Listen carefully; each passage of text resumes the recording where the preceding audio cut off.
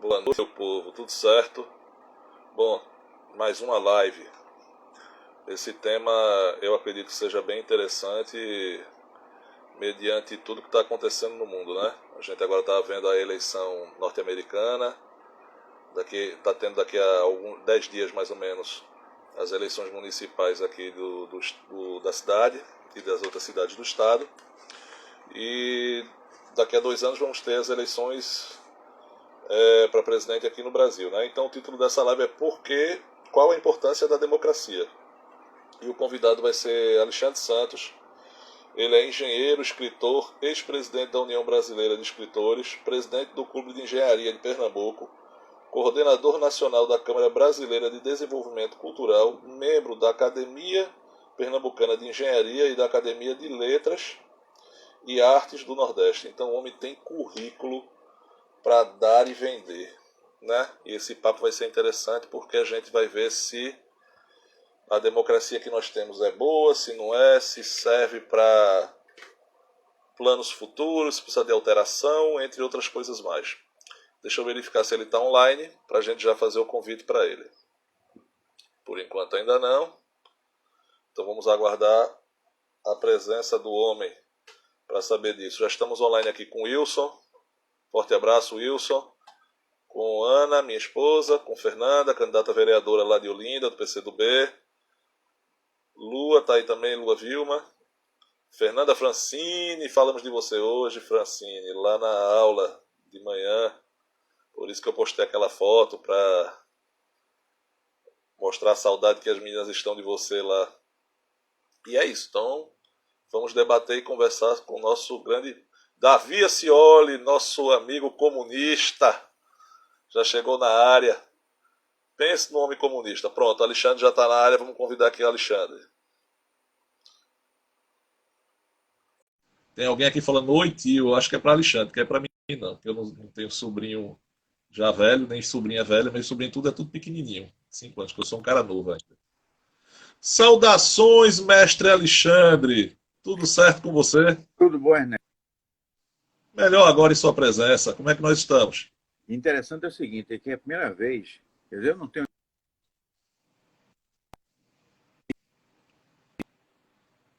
Ah, essa conexão daqui do nosso estado, meu Deus do céu, que conexão para dar dor Eu de estou ligado, estou vendo cabeça. você ali todo bonito e eu não sabia fazer a Eu estou lhe comunicação. vendo.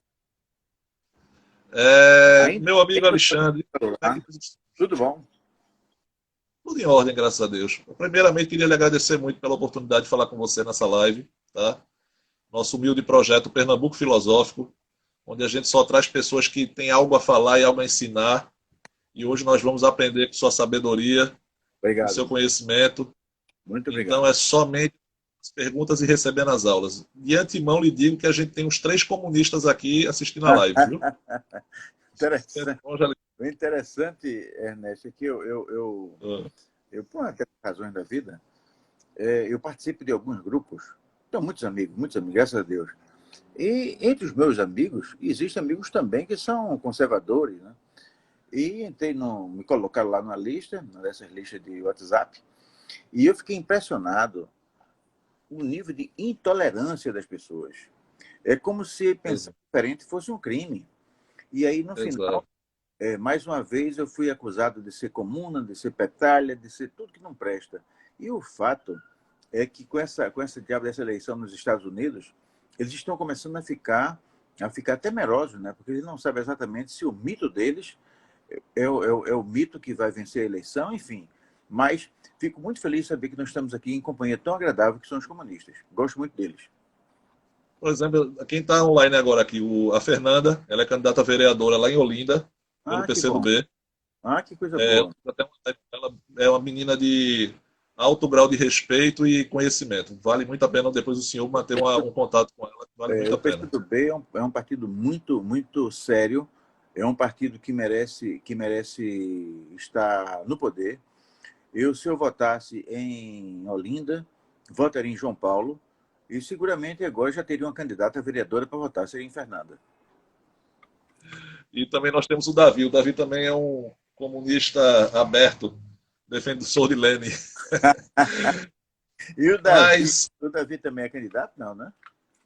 Não, o Davi não. O Davi só é um apreciador da boa Porque política. senão ia fazer o quê com o meu voto? Ele tem prometido o voto a Fernanda. Como eu também ainda havia ser uma confusão danada. Mas tá É, bom, não dá. estou aqui à sua disposição para conversar um pouco sobre filosofia, sobre democracia, sobre coisas que são tão importantes que esse mundo de hoje está tão necessitado.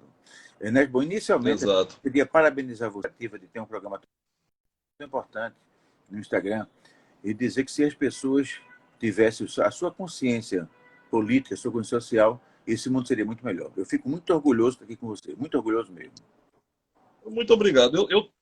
Assim, humildemente, eu estou tentando, eu sou professor, então eu estou humildemente tentando levar um pouco de conhecimento às pessoas, né? Quem sou eu para falar da verdade, né? Como eu costumo dizer, a filosofia não trata da verdade, trata da procura da verdade. Uhum. Mas, assim, tem coisas que são óbvias, né? Por exemplo, eu acho que o brasileiro hoje está passando por um problema seríssimo, não só de interpretação de texto, mas de entendimento cognitivo. Então, a gente precisa entender o que são as coisas para poder a gente até debater. Eu vejo muitas pessoas falando de política, mas poucas pessoas entendendo de política, não é verdade? Na realidade, eu tenho percebido que elas não querem entender. Elas querem dizer coisas, mas não querem, não, elas não se dão o trabalho de entender, me entender.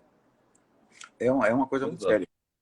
Eu faço, como eu te falei, né, eu faço parte de alguns grupos são grupos de engenheiros. E ontem mesmo, eu falei que no grupo, e fui, naturalmente, fui bastante acusado e bastante alvo de muitas críticas, porque eu disse que nos cursos de engenharia há necessidade urgente do ensino da filosofia, da sociologia, enfim, de disciplinas que facilitem o pensamento, facilita a pessoa olhar para o mundo e ver alguma coisa. Não adianta dizer mito, mito, mito, mito, sem saber sequer o que a palavra mito significa. E é nesse sentido, então, Exato. que eu fico muito feliz em participar desse projeto e saber que esse projeto ele vem ficando cada vez mais forte. Certo. Humildemente, eu estou tentando.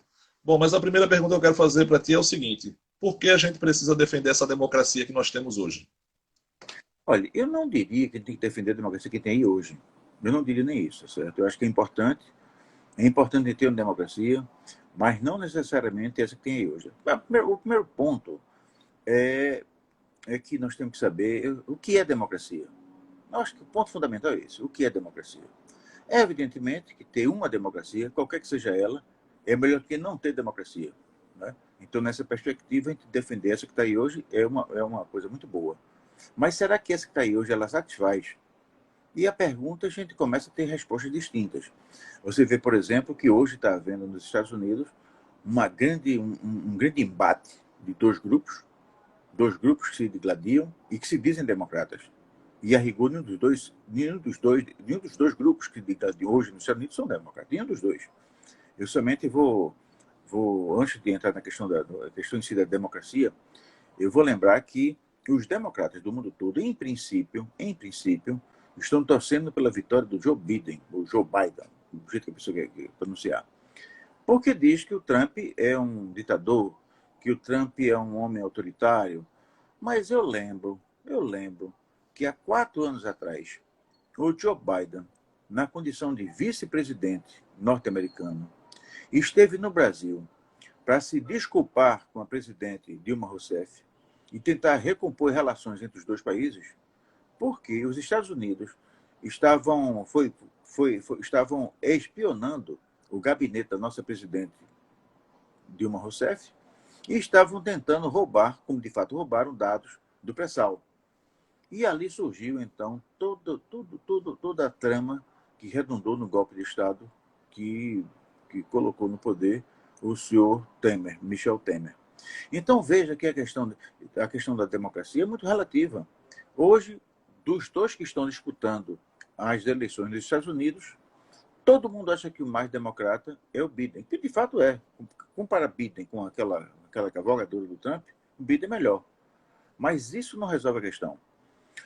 Uma coisa também interessante a partir dessas eleições dos Estados Unidos é que, tradicionalmente, nos Estados Unidos, o candidato que vence a eleição não é o que tem mais votos. Né? Mas tudo isso, Ernesto, nos leva a uma questão diferente. O que é democracia? Na realidade, democracia é uma palavra. E, como qualquer palavra, permite muitas e muitas interpretações. Me parece que a melhor definição de democracia foi dada por Abraham Lincoln, que é a palavra, né? Demo povo, democracia é governo, é o governo do povo. Então é aquele governo que é do povo para o povo pelo povo. Então, nessa situação, a questão da eleição, ela não é a coisa mais importante. E na maior parte das conversas que nós temos, se diz que a democracia é eleição. Então, se confunde uma forma de governo com um método de escolha de governante. E quando a gente começa a conversar então com o pessoal da direita, com o pessoal mais conservador, então eles dizem, por exemplo, que o senhor Bolsonaro está completamente legitimado pelas urnas para fazer o que quer. E não é assim. Se nós vivemos num regime democrático, ele tem que negociar as coisas que ele quer. Primeiro, o seu programa de governo deveria ter sido apreciado e julgado nas eleições, coisa que não aconteceu. Não aconteceu. Depois, ao longo do processo, existem alguns temas que são mais sensíveis, que deveria passar por uma consulta maior à sociedade, à população. E não achar, por exemplo, que basta ter maioria dos votos numa eleição e contar com maioria no Congresso Nacional, que pode governar e se dizer democrata. Então, é nessa perspectiva que eu digo que essa democracia que nós vivemos no Brasil, seguramente é muito boa, porque é uma democracia. Mas será que é essa que nós devemos lutar? Seguramente nós temos que aperfeiçoar muito a democracia, muito o regime de convivência entre os governantes e os governados, para que a gente possa dizer que nós vivemos uma democracia. Não sei se eu consegui dizer não sei se consegui me fazer claro, mas é basicamente isso. Então, eu acho que a democracia é um regime, é uma forma de governar, e não um método de escolha de governante. Então, você vê hoje a democracia ameaçada? Sim, claro. Ela está ameaçada já desde há muito, há muito. Eu vou lembrar, para você ter uma ideia de como a democracia está ameaçada no Brasil, e não é de hoje, vamos lembrar de uma medida provisória do presidente Fernando Henrique Cardoso. Ernesto, aquele cavalheiro, com uma medida provisória, que é um instrumento precário, ele simplesmente, naquela época, vê bem, isso já faz 12 anos, ele disse que algumas ações, algumas decisões de governo não poderiam ser questionadas pela justiça. Veja que coisa séria. Isso é uma medida provisória. Veja o que é que está implícito nisso. Bom, primeiro, através de uma medida provisória que estabelece isso. Ou seja, ele passa por cima do Congresso Nacional. Ou seja, ele não considerou a existência de um poder legislativo. Depois, naquela medida provisória, ele estabeleceu regras de conduta para o Poder Judiciário. Isso foi feito segundo a lei do Brasil, a lei vigente. Eu não lembro de ter havido nenhuma contestação daquela medida provisória, que passou a valer, inclusive. Então, note que a ameaça à democracia não é de hoje, já vem de muito tempo, vem lá de trás.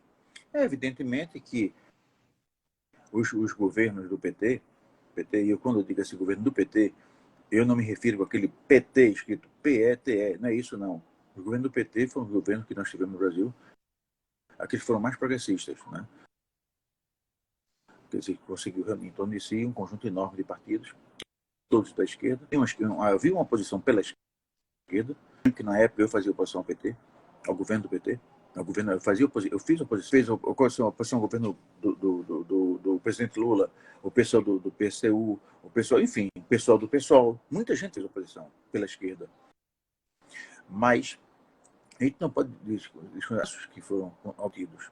No governo da presidente Dilma, eu lembro que começou a ter maior força os conselhos populares. Quer dizer, era um sistema que, ao lado do Congresso Nacional, ao lado da democracia representativa, nós tínhamos, de fato, uma democracia participativa. E aí onde existe vamos dizer assim, a grande conjunção, de um lado, a democracia representativa, que é essa que nós temos, e de outro, uma democracia participativa. Vou mais adiante. Todas as vezes que se fala em reforma política, um dos primeiros temas que são levantados é a redução dos partidos políticos. A redução do número de vagas nas casas parlamentares. Eu imagino, será que você você dificultando a representação política, a representação do povo? Será que você, aumentando dificuldade para as pessoas do povo chegarem ao poder, você está favorecendo a democracia? Sendo o inverso. Né? Então, só para a gente ter uma ideia, hoje em Pernambuco nós temos 25 deputados federais. E o custo de um mandato é muito caro. É muito caro. Eu vejo na minha frente, por exemplo, um professor chamado Ernesto Viriato, que daria um belíssimo deputado federal. Se ele for candidato hoje, ele vai ser um belíssimo suplente. Ele vai carregar grandes votos, número expressivo de votos, mas alguém vai ser eleito. Se nós tivéssemos, ao invés de 25 vagas, tivéssemos, por exemplo, 250, o professor Ernesto Viriato já teria chance de se eleger. Poderia ser congressista, poderia ser deputado. E alguém diz, mas Alexandre, vão roubar muito? Peraí, vocês. Quer dizer, você associa de antemão a função parlamentar a uma coisa desonesta? Não é? A honestidade é outra coisa. Então, nós temos que ter mecanismos que garantam a lisura do exercício do mandato. Né? Então, a questão da honestidade passa a estar lá. Porque você tem que ter um mecanismo. Mais ainda, ele vai não ter ideia para colocar esses deputados todos. Uma das poucas coisas que essa pandemia trouxe para a humanidade, uma das poucas coisas boas que ela trouxe, foi a confirmação que a engenharia já oferece condições para as reuniões remotas, para os encontros à distância. Você vê, por exemplo, nós estamos aqui conversando, hoje eu estou no Recife, mas se essa conversa tivesse sido amanhã ou ontem, eu já não estaria aqui e teria havido a mesma conversa. Então, hoje nós temos instrumentos regulares de tecnologia que permitem o funcionamento à distância das casas parlamentares. Então, hoje seria possível você ampliar o número de cadeiras nas câmaras de vereadores, nas assembleias legislativas, nas câmaras de deputados, no próprio Senado, e isso iria ampliar a participação popular. Aquele que hoje não tem recursos materiais para fazer uma campanha, passaria a ter chance. Uma vez, um cavaleiro que faz muita falta na política do Brasil, chamado Leonel Brizola, estava numa roda de conversa comigo, ele disse: o que existe de melhor na política está fora da política. E quando ele disse isso, foi justamente porque é quase que impossível hoje, com esse modelo restritivo, se colocar o povo para participar das casas legislativas. E a gente começa a ver coisas interessantes. Ou são pessoas muito ricas que chegam lá, ou são pessoas que já vêm, ou então elas representam cartórios, são representações corporativas. É o cara que representa os bancos, é a bancada da bola, a bancada da bala, a bancada do boi, enfim. Nós não temos, os professores têm muito pouquíssima chance, porque não tem dinheiro, tem grandes ideias, tem um grande significativo de seguidores, mas não tem voto suficiente para entrar para a Câmara de Vereadores. Por exemplo, Fernanda vai ter muita dificuldade. Eu não voto em Olinda. Fernanda, eu prometo a você que vou conseguir alguns votos para você, do mesmo jeito que vou conseguir para o companheiro João Paulo. A Fernanda, Alexandre, ela tem um trabalho muito interessante a longo prazo. Assim, eu acompanho o trabalho dela gradativamente, sabe? E ela faz trabalhos sociais muito bons, mesmo fora da época de campanha. Então, a menina que nasceu praticamente dentro do partido dela, o PCdoB, e ela tem essa visão bem, assim, política mesmo, como ser política, sabe? E, assim, eu acho a menina que tem futuro. Agora, me diga um negócio. Não, mas deixa eu fazer uma observação logo antes de você fazer essa pergunta, que você vai ser importante. É uma observaçãozinha. Alguém me fez uma pergunta num debate, acho que foi anteontem, me fez uma pergunta sobre guia eleitoral. E eu respondi: sim, eu não assisto guia eleitoral. E eu acho que as pessoas que dependem de um guia eleitoral para decidir o voto, elas estão cometendo um pequeno equívoco. Elas têm que saber da política antes.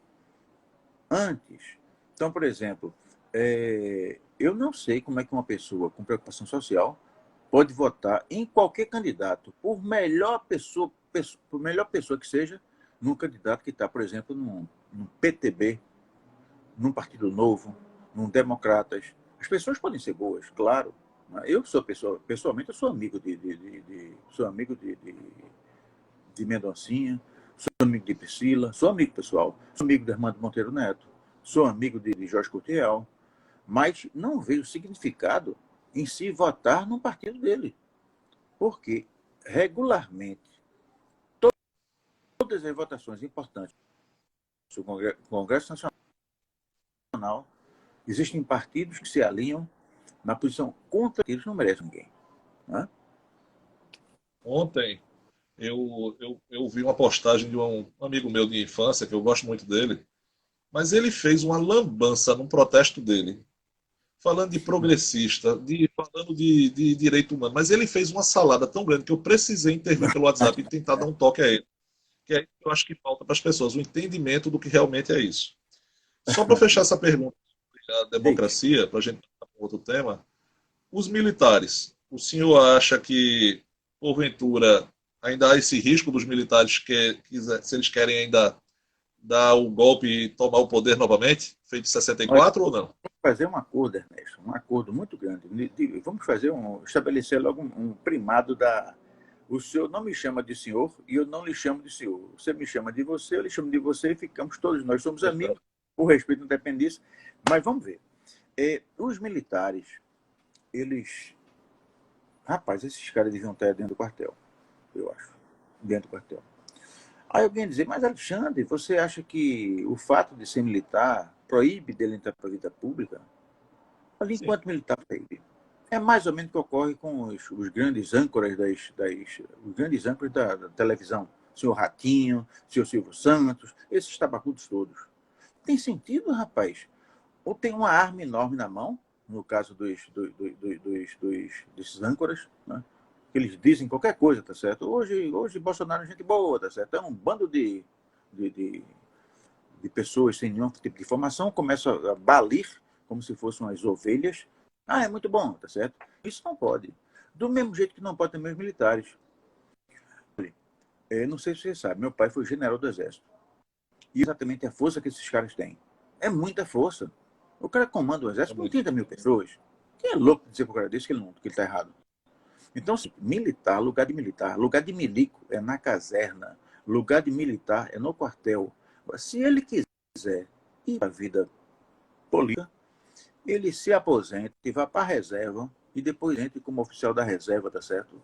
E aí ele entra para a reserva. Eu não sei nem se ele deveria usar o nome de oficial da reserva, como tem o General Girão. Que patavina General Girão? É Girão. O nome de guerra dele na política é general. Desde quando o general é apelido? Eu sou o general da banda, tá certo? Não é uma coisa horrorosa, tá certo? E veja bem, por exemplo, disse, não, mas nós temos aí alguns militares. O senhor Bolsonaro é presidente. Rapaz, Bolsonaro ser candidato a alguma coisa, isso é uma falha do sistema. É uma falha do sistema. Eu não sei se vocês sabem, Bolsonaro saiu do Exército como louco. Louco na forma da lei, louco na forma da... Ele tinha um problema sério, foi lá, gerou lá uma confusão, tá certo? Ia ser expulso da enfileira do Exército, ele era primeiro tenente. E na época, feito um acordo que para preservar o salário dele de tenente, ele não seria expulso, ele passaria para a reserva remunerada. E como passar um homem saudável para a reserva remunerada? Simplesmente ele saiu como desequilibrado mental, desequilíbrios psiquiátricos. Então, na forma da lei, esse cavaleiro é doido, devia estar internado. Né? Agora, com isso, ele preservou o salário dele. A legislação da época, lá de trás, dizia que quando uma pessoa ia para a reserva, ganhava um posto. Então, no caso dele, ele era tenente, passou um posto, então passou a ser capitão. Né? Então, um capitão maníaco, doido, que devia estar internado na casa psiquiátrica. Naturalmente, ele vai dizer, não, mas ele é assim, um doido manso. Ele é um doido manso no tempo que ele não fazia tanta besteira. Agora tu vê que ele não é um doido manso, ele é um doido perigoso. Né? Então, isso é um caso. O outro caso do general Mourão. O general Hamilton, ele era o comandante do Comando Militar do Sul. Comandante. Antigamente havia assim, comandante quarto exército, terceiro exército. Isso mudou. Agora é Comando Militar do Nordeste, Comando Militar do Sul. Ele era o comandante, a maior autoridade naquela região. Acima dele só tinha um ministro, só tinha um comandante do Exército, e em cima do ministro do Exército, certo? O comandante o ministro o comandante do Exército, e em cima o ministro das Forças Armadas, da Defesa, e em cima, tá certo? Como sempre, tá certo? A autoridade do Brasil, que era a nossa querida presidente da República, né? A presidenta Dilma Rousseff. Pois esse calhorda, esse general de 4 estrelas, 4 estrelas aqui, ó, começou a usar a tribuna do Exército para falar mal do governo, falar mal dos petralhas, falar mal dos comunas. Ora, desde quando o militar pode fazer? E a presidente da República, agora, pegou ele, destituiu do comando e passou ele para um cargo de escritório, né? Onde ele não tinha acesso à tropa. E daí, então, naturalmente, ele chegou o tempo dele, um general só pode passar 12 anos no cargo, e ele foi para a reserva. E aí ele pegou enfim, pegou a onda do Steve Bannon e terminou vice-presidente da República. Mas observe que até ele chegar na onda do Steve Bannon e chegar a ser vice-presidente da República, tropa para agredir a presidente da República. Não pode. A formação, olha, a força militar é essencial, especialmente num país como o nosso. São 8 milhões e 500 mil quilômetros quadrados, num país extremamente rico, com jazidas de urânio, jazidas de nióbio, jazidas de pré-sal. Nós temos uma força armada muito poderosa. Uma frota armada, aviões, temos que ter tudo. Mas com militares que sejam militares e não golpistas. E aí a gente vai transplanta a sua pergunta e chega exatamente ao que você perguntou, né? Se existe o risco. Claro que existe. Existe porque ainda existe muito maluco nesse mundo. Do mesmo jeito que havia um Bolsonaro há 30 anos atrás, existe algum Bolsonaro louco que pensando que vai dar a solução e aí vai dizer, não, tem Alexandre Santos, com cabeça branca, que chegou lá para um professor, Ernesto Viriato, e começou a dizer que a gente devia estar que a gente devia estar na caserna, que disse que vai votar na comunista chamada Fernanda, que vai, enfim. Aí isso para os caras é um perigo. Então, quando você começa, Ernesto, a discutir com esses caras temas como soberania, democracia e crescimento econômico, você começa a ficar envergonhado, porque eles não têm nada na cabeça. E deveriam ter. E então, quando ele coloca uma arma no posto de uma pessoa dessa, é um perigo, porque eles podem, de fato, querer dar o golpe. Tu acreditas que o brasileiro tem a síndrome da patente ou uma subordinação vocacional? Porque a gente não pode ver um candidato que tenha algum militar, general, capitão, delegada. Nós ficamos assim, então eu estou tão surpreso com a nossa sociedade, tão surpreso. Duas metades, né? Existe assim, eu não vou dizer que é 50%, 50%, certo? Duas bandas. Uma banda é uma banda que gosta de arte, que gosta de cultura, que gosta de ciência, que gosta de desenvolvimento, que gosta de tecnologia. Essa banda, ela não é subordinada. Essa banda, ela está ousando, ela quer construir um mundo novo, ela está realmente contida, porque não tem como pensar, não tem como agir, tá certo? Mas existe uma outra banda, esses não querem pensar. Esses têm aquilo que, de um lado, tem aquilo que eu chamo de complexo de Nova York. É aquilo que o cara não tem, mas ele se aproveita com o que o outro tem. É o que popularmente se diz que é gozar com o pau do outro. Ele não tem nada, tá certo? O outro tem, então ele começa a agir como se fosse o outro. Ele mora num casebre, mas ele começa a defender o cara que mora na Avenida Boa Viagem, porque ele se sente morando na Avenida Boa Viagem. Então esse é o cara que tem o chamado complexo de Nova York. E esse obedece a tudo. Existe o Trimagazzi. O Trimagazzi é pior ainda. O Trimagazzi, Ernesto, é o cara... Tem um filme chamado O Poço, e esse filme é um filme espanhol, um filme recente. O Poço conta a história de uma penitenciária vertical, em que as celas eram andares dessa penitenciária, e as refeições eram servidas numa plataforma. Essa plataforma é exatamente o Poço. né? O filme em espanhol chama-se Plataforma. E nessa plataforma, que é descendente, ela vem do último andar e vai para os andares inferiores, é onde se bota a refeição. Então, coloca lagosta, camarão, vinhos, o que existe de melhor, de melhor. Aí serve no último andar, o último andar. E os presos do último andar se refestelam, comem rosbife, camarão, lagosta, tilápia, come tudo e bebe tudo. Aí daqui a pouco chega, encerra o horário de almoço daquele pessoal, a plataforma desce para o andar inferior. E vai o cara do andar e para humilhar o do andar inferior, ele vai e cospe, escarra e urina. O que está no andar inferior, o último, ele não reclama de que está cuspido, não, tá certo? Ele escolhe outro pedaço bom, tá certo? Tal. Bom, o fato é que essa plataforma ela vai descendo. E quando chega nos andares intermediários, então está tudo cuspido, tudo sujo, tudo escarrado, tudo urinado, tá certo? E vai o bandido lá, tá certo? O preto lá, tá certo? Que é justamente o Primagase, e escata um restinho daqui, um restinho da comida, tá certo? E quando ele vê que a plataforma vai descer para o andar de baixo, sabe o que ele faz? Faz a mesma coisa. Urina, cospe, escarra. Ou seja, ao invés dele se revoltar contra quem está humilhando ele, ele procura humilhar o de baixo.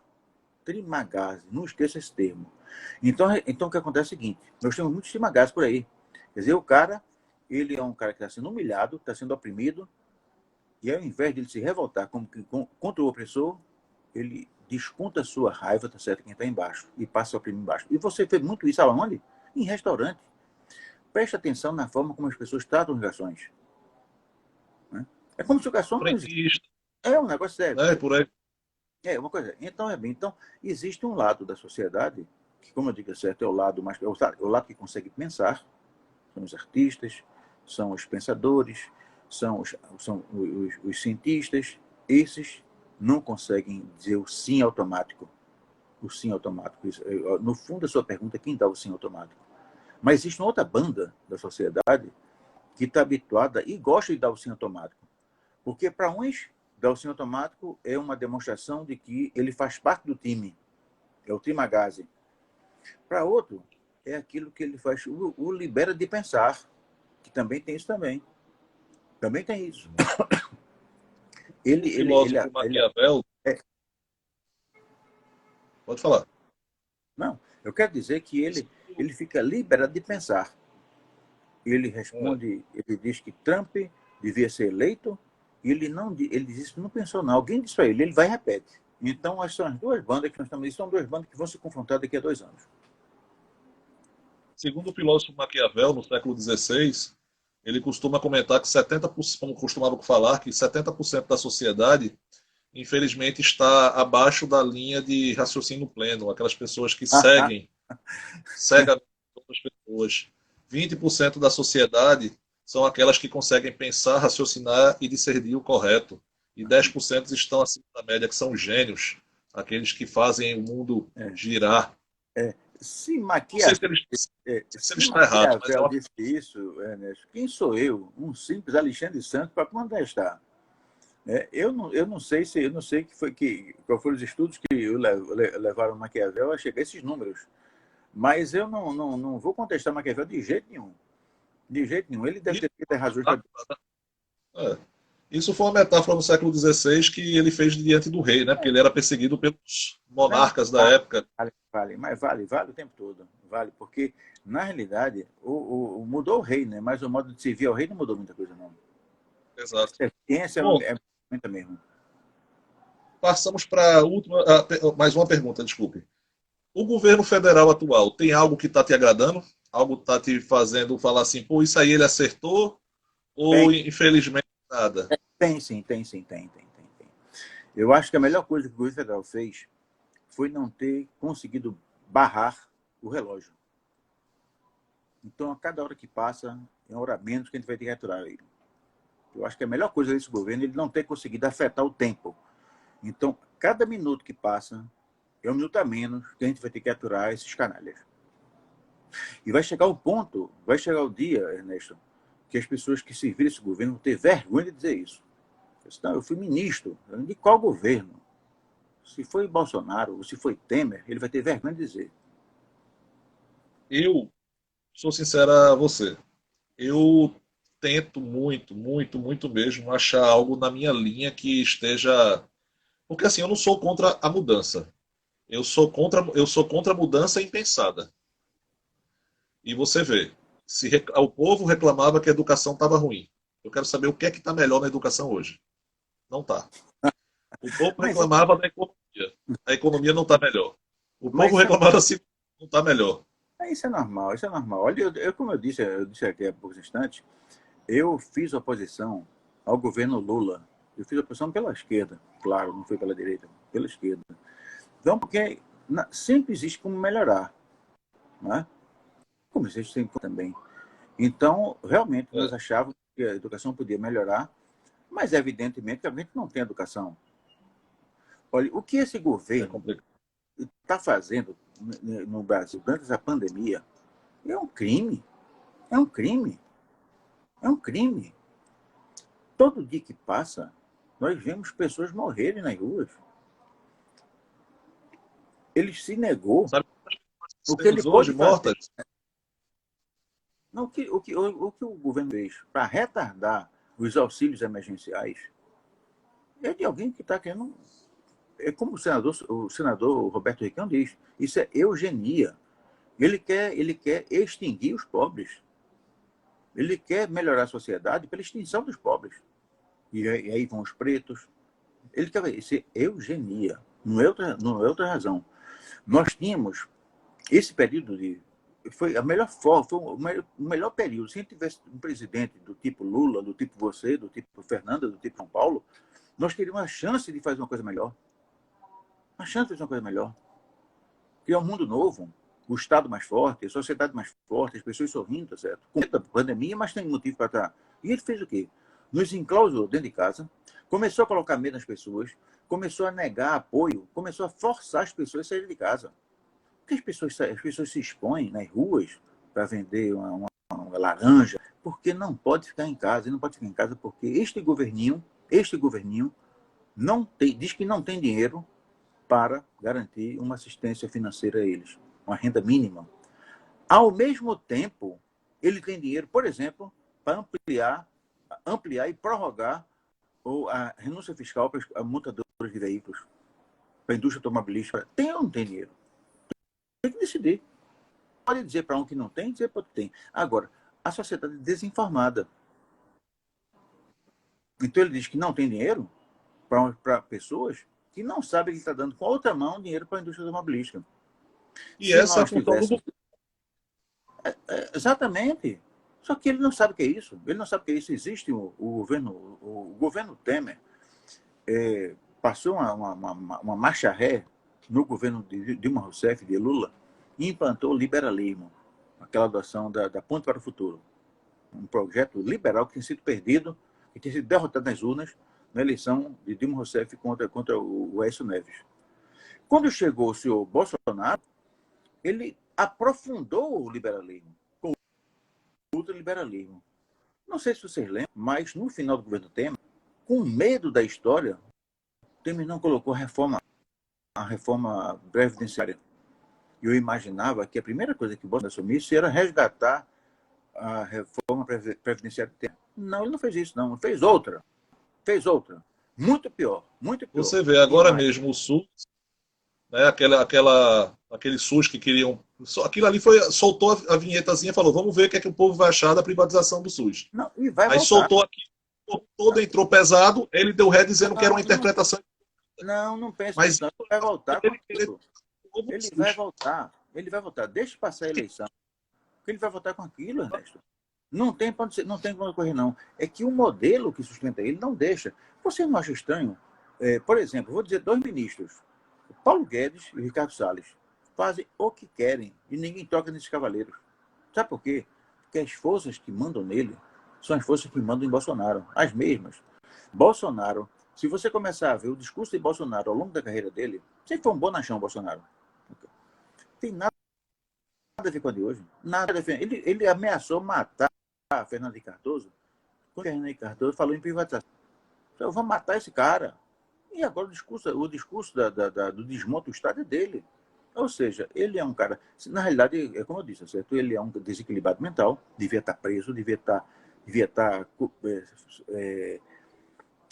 contido em camisa de força, porque ele é maluco. E não tem nenhuma coerência entre o que ele diz e o que ele faz. E nem no momento e nem no tempo.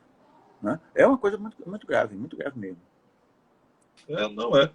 E assim, o que é que tu acha que vai acontecer com a... que o Biden vai ganhar, provavelmente, é 99,9% de chance dele ganhar. Aí tu achas que vai ter uma Olha, internacional grande em cima do Brasil agora para ter uma mudança um pouco em algumas ações que estão mais tipo desmatamento e queimadas? Ou não? Tu acha que não tem uma influência aí? o nosso... Veja bem, eu acho que isso é interessante, porque, bom, primeiro, tecnicamente, a eleição dos Estados Unidos deve interessar os americanos, né? E uma vez com o resultado, então, deveria apreciar o resultado da eleição. Deveria ser isso. Mas essa eleição tem um sabor diferente. O nosso presidente, o nosso capitão Bolsonaro, esta cavalgadura que preside o país, ele tem uma relação de subordinação com Donald Trump. Subordinação. Né? Uma subordinação passional. Ele deve ter namorado com ele em algum canto, certo? É uma coisa assim como se fosse de amor. Então, o outro manda nele. Tanto assim que hoje Alcântara pertence aos americanos, pertence ao enclave norte-americano dentro do território do Brasil. O perfil, o tratamento que se dá aos americanos é um outro. Inclusive, o tratamento que o Império deu aos britânicos. Naquela época, você que é um homem que gosta de história sabe, naquela época, funcionou no Brasil tribunais britânicos. Então, os cidadãos britânicos que cometiam crimes no Brasil, no território brasileiro, eram julgados não pela lei brasileira, mas pela lei britânica, por cortes que funcionavam no Brasil. Só faltava isso,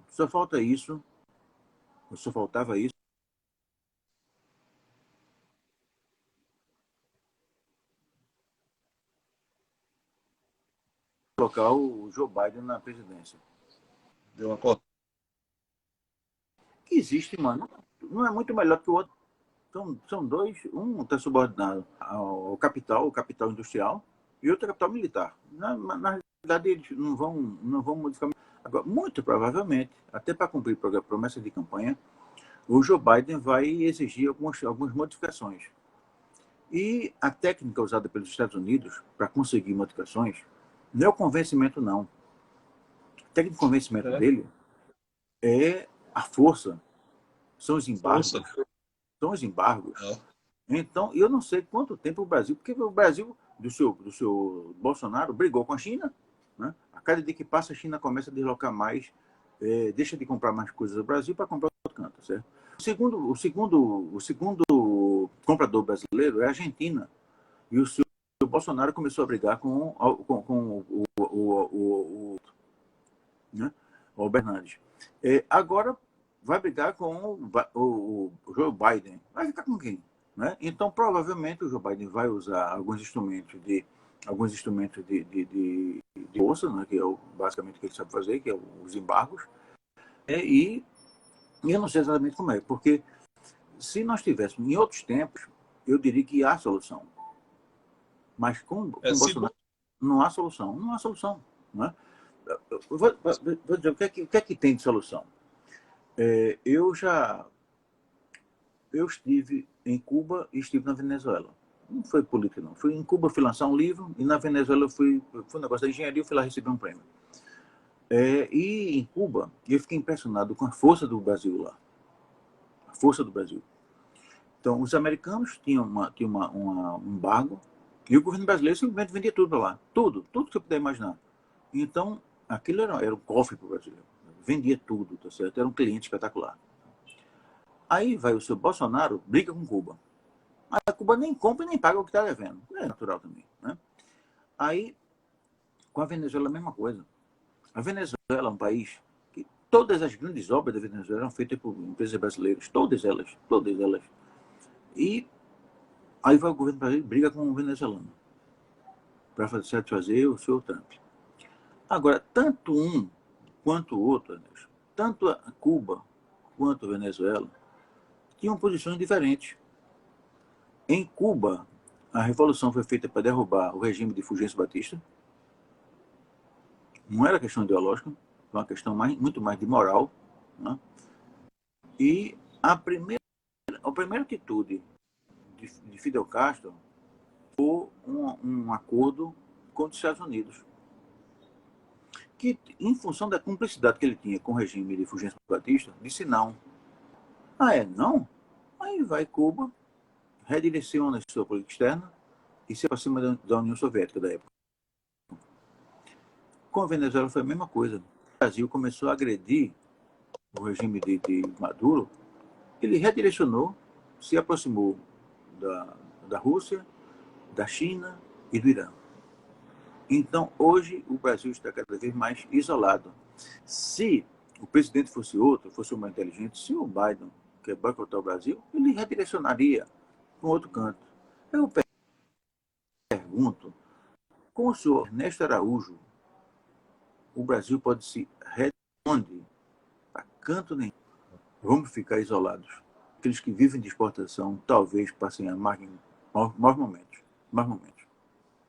O medo que faz é porque a China está comprando o grão, né, os grãos do Brasil, e com isso o desmatamento, o avanço daquela turma que quer tirar do Pantanal e da Amazônia a maioria do verde da terra indígena, aí fica a pressão para vender mais grãos e com certeza os Estados Unidos vão entrar com a Europa agora fazendo a pressão para manter o meio ambiente. E aí você vai ter um país no meio. Se os Estados Unidos não vendem o grão, quebra, porque a gente está dependendo disso financeiramente. Se não atende os Estados Unidos, ou os Estados Unidos fecha o Brasil, vai dar problema. Situação Mas, complicada. Veja bem, os grãos que os chineses compraram no Brasil já passaram a comprar a África. Botsuana. Né? A exportação que a gente fazia para a Argentina está cada vez menor. Os americanos sempre exigiram muita coisa. Eles não dão nada. Americano é americano, rapaz. Mas não dão nada. Então, realmente, nós ficamos... o seu Ernesto... Rapaz, esses caras são uns malucos, rapaz. E o pior é que eles contam com a nossa ignorância. Quando o Bolsonaro assumiu, ele começou a falar numa tal de política externa sem viés político. Lembra disso? Sem viés ideológico. E o que ele fez foi justamente ao contrário. Ele mudou o viés ideológico. E existe um velho princípio, nem concordo muito, mas existe um princípio que diz que em política externa não existe amizade, existe interesse. Pois ele fez justamente ao contrário. Ele começou as amizades dele assim do país. Então nós realmente numa situação muito difícil. Por favor, repita aquela pergunta. O governo Bolsonaro fez uma coisa boa para você? Fez. Ele não conseguiu inverter o tempo. Então, a cada instante que passa, é um instante a menos para a gente se livrar dele. E me diga um negócio, Alexandre. E para as eleições municipais, estás apoiando alguém? Não. Eu quero... Bom, a nossa organização política, né, ela é de tal modo que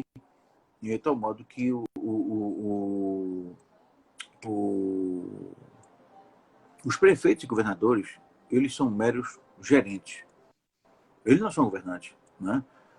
Porque existe a estrutura de fiscal de tal forma que cabe aos prefeitos pouquíssimo dinheiro e cabe ao governador também. Então, os prefeitos dependem dos governadores e a arrecadação fiscal não. Agora, evidentemente, como eu falei, eu estou de fora da campanha, não tenho acompanhado nada, mas tenho um voto, né? Então, meu voto no Recife vai ser em Edilson Silva, que é um candidato espetacular, um candidato, inclusive, do partido da Fernanda. O número dele é 65666, não, 000. Para prefeito, o meu partido está coligado com o PT aqui no Recife, então eu vou votar em Marília. Se eu votasse em Olinda, eu votaria em João Paulo. E vou votar, e votaria também em Fernanda. Né? O Fernanda conquistou meu voto agora, não foi depois não. Conquistou meu voto agora. Qual é teu partido hoje, Alexandre? Tá com que partido? Eu estou no pessoal. Estou no pessoal Pessoal. hoje, Mas não. você é Estou no ligado ao pessoal pessoal mesmo. desde a fundação, né? Desde a fundação. O pessoal, ele não existia. Mas Ele não, tu o não era de pessoal, outro? não, sim, já fui, sim, já fui, sim. Eu era Partido Solidarista. Foi o partido que nós criamos. Mas, Esse é como eu partido disse, foi. o partido não, ele não conseguiu agenda. Eu fui candidato a governador do estado pelo Partido Foi? Solidarista. Eu lembro. Fui candidato a vice-presidente da República pelo Partido Solidarista. Depois, como a gente não É. conseguiu fazer política pelo Partido Solidarista, eu passei uma temporada no PDT, quando fui candidato a deputado juntamente com o Roberto. Né? Passei uma pequena temporada muito curta no PSB e passei a organizar o PSOL. O PSOL é uma legenda extremamente importante, séria, deu um trabalho muito grande para montar, e depois que o trabalho muito grande para montar, eu saí da vida. Hoje eu não tenho nenhuma militância, não conheço ninguém do PSOL, mas estou lá firme e forte, votarei e voto segundo a orientação do PSOL. E com relação ao O, candidato a vereador, é porque, de fato, o Edilson Silva foi quem organizou o PSOL em Pernambuco, e eu acho que ele merece meu respeito, eu conheço ele, é um cara muito sério. Então, repetindo, para prefeito eu votarei em Marília, que é a cabeça de chapa na chapa do PSOL, e para vereador do Recife, votarei em Edilson Silva. mas tu tá 65005. com Edilson Silva? Tu tá mantendo contato com o Edilson? Eu converso com ele de vez em quando, mas ele tem campanha, né? Está cada vez com menos tempo. Eu também tenho meus afazeres, converso com ele muito pouco, né? Mas ele é um cara muito sério, um cara cheio de ideias, e é um cara que ainda vai fazer muita coisa, não só por Pernambuco, por Recife, Pernambuco, mas também pelo país. É um voto que eu Quem, recomendo. quem sabe se ano que vem eu não consiga trocar uma ideia com ele numa live, né? Ver se tu faz o Sim, eu acho que feedback. seria muito bom. Faz sim, poderia fazer o contato seu com ele. Ele iria gostar muito. Ele tem muito a dizer, ele é uma pessoa muito Alexandre, inteligente. o papo, quando tá bom, passa rápido e o tempo realmente voa. Eu vou É. dar umas colocações finais, aí eu vou deixar o show para tu no final, tá? Uhum. Bom, só para o pessoal aí que assiste, que vai assistir no YouTube, esse projeto Pernambuco Filosófico começou lá na minha faculdade de filosofia e ele tem como meta a educação, de todas as formas. Filosofia é uma amplitude de assuntos e de cultura. Então a gente vai trazer várias pessoas interessantes, várias pessoas importantes que tenham algo a ensinar ao povo e que tenham algo a falar, porque não adianta trazer mais do mesmo. Então, espero que as pessoas assistam no IGTV, que vai estar no Instagram, depois vai estar no YouTube a partir de amanhã, dá para dar uma sacada lá no YouTube também. E é isso. De antemão, queria agradecer muito a ti, Alexandre Santos, pela força que tu me deu. Só tive para aprender e o palco é teu. Dá tuas colocações finais aí. Fale do que tu quiseres. Eu quero agradecer, Ernesto, essa.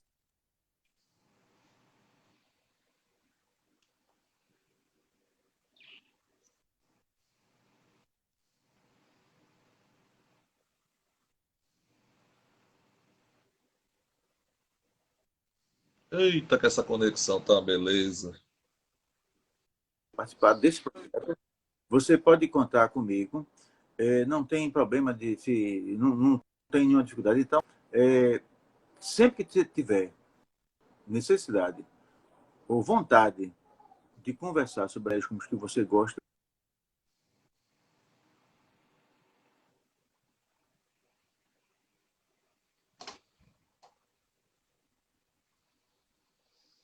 Ô, conexão maravilhosa. Na reta final ela dá falha.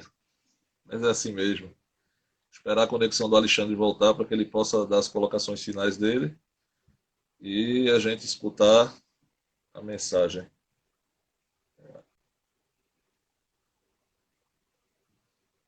A conexão caiu, Alexandre. Eu acho que é bom tu sair e voltar. Vamos voltar a chamar ele aqui para ele dar as colocações finais. É culpa do bolso. Ai, meu Deus. Vamos ver aqui se o Alexandre volta para a gente dar as colocações finais dele, porque as conexões aqui do nosso estado são uma maravilha. São uma melhor do que a outra, fazem parte. Bom, mas de toda forma, a gente contou com o Alexandre Santos aqui. Ele é altamente preparado, trabalha com política há mais de 30 anos, currículo dele é invejável, é um cara proativo pra caramba. Então, assim, eu só tenho a agradecer pela participação que ele fez aqui. A próxima live, Davi, vai ser dia 12, sobre Novembro Azul. Vai ser um tema bem interessante para nós homens. Mas vai ter umas lives também aí sobre música, né? Que eu estou fazendo com o Thomas Lima, que é por fora, é o projeto musical, né? O Pernambuco Filosófico Musical, que a gente tem feito. Então, a gente vai falar de algumas bandas ainda pernambucanas, vai falar da cena pernambucana, vai falar de algumas bandas internacionais. Mas é isso, meu povo. Infelizmente a conexão caiu. O Alexandre não vai poder se despedir da gente, até porque o tempo do Instagram tá finalizando. Mas é isso. Eu queria agradecer a todos, queria agradecer a participação mais uma vez do Alexandre Santos, queria agradecer a participação de vocês.